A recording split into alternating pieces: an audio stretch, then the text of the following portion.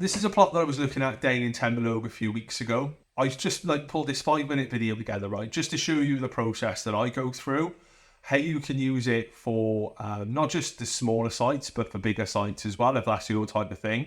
And like I said, just show you the process that I go through, so I can separate the wheat from the chaff fairly quickly, and make sure that I don't waste time and money on deals that are not going to make sense down the line, right? So, like I said, this is a plot down in Templeogue, which is on the market for 785 grand. I think it's gone north of that now. It's at about 815. I don't know if it's actually sold.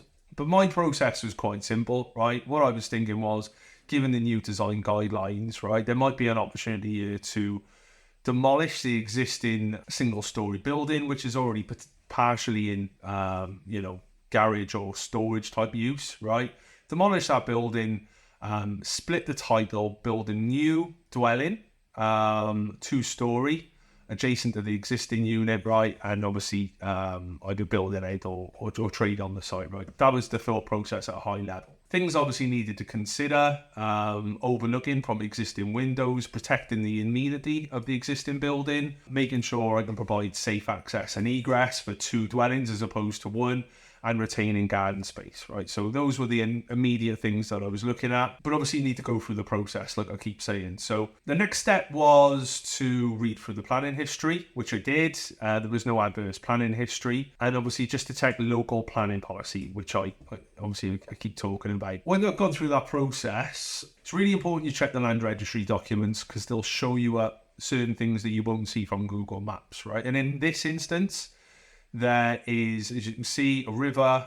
River Dodder runs right adjacent to the site, which is obviously a big technical constraint that needs to be dealt with. Once I've seen the river, my next port of call was check the flood maps. Next part of the process, like I said, all I've done is a quick Google search. I've got the flood maps up for that area, and as you can see, this is the location here. So the green is the river, and then purple is what's known as a riparian corridor, right? So for those of you who don't know what a riparian corridor is, it's effectively a protected area that, amongst other things, helps to protect against flooding and maintain biodiversity, okay?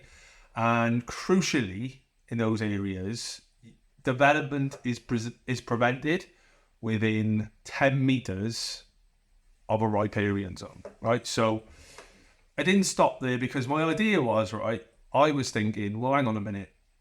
This is already an existing residential use on the ground floor. So if I was to build another unit there would be no intensification of that use, no additional risk, no impact on the biodiversity of the riparian corridor. That was my theory, right? So I said, I've gone through my own process. Then I've spoken with an architect that I use for these type of things. He's drawn up an existing plan and then a proposed development, right? So this is just a sketch scheme, right? So there's no real detail into this. So the only thing we're looking to do is say, right, how many square feet of developable floor space can we get on this unit, right? Can we maintain existing space for private amenity for the donor dwelling and for the new dwelling? So you can see here, 148 square meters for the existing and 47 for any new dwelling, which would be fine. And then obviously just looking at things like potential overlooking and parking space, that type of thing, right? So ticks all those boxes at a high level, not a problem.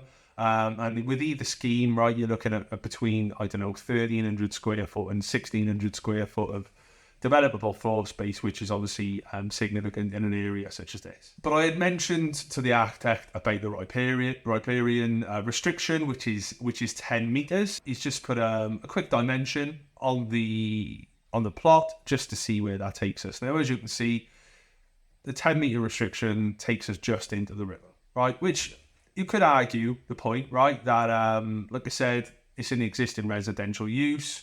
We're only just encroaching into the 10 meter zone, etc., etc. And you might have had a chance at arguing your case.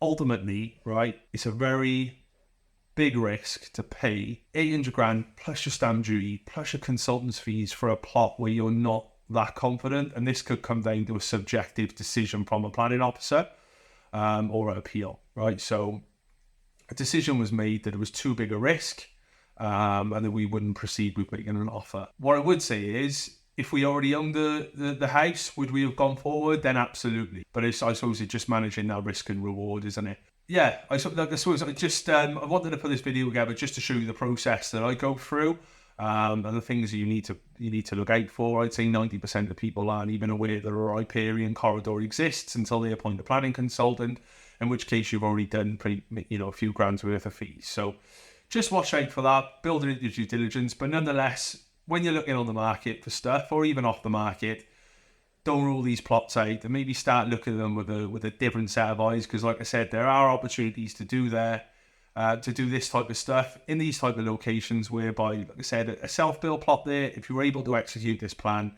easily would have gone for, I don't know, 250, 300 grand, I would imagine, for the right design, at the right size. So yeah, hopefully you find that useful. I've done a few more of these recently, so I'll post them up, and like I said, hopefully people find it useful.